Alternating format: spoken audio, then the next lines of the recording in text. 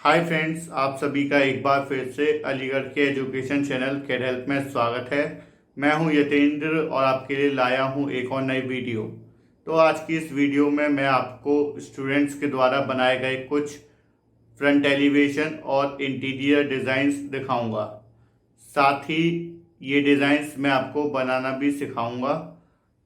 तो देर न करते हुए वीडियो शुरू करते हैं।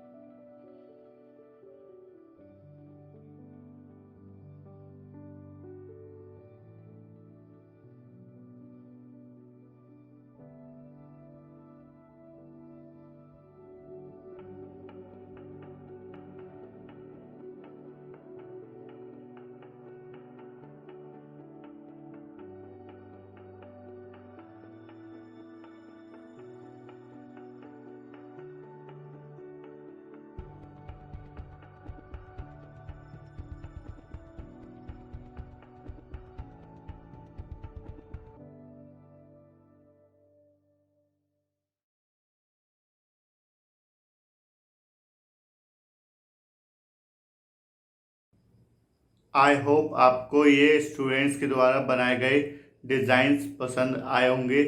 तो अगर आपको ये वीडियो पसंद आती है तो इस वीडियो को बोले बिना लाइक कीजिए, और अगर आप चैनल पर नए हो तो सब्सक्राइब कीजिए। तो मिलते हैं नेक्स्ट वीडियो में, जब तक के लिए बाय बाय।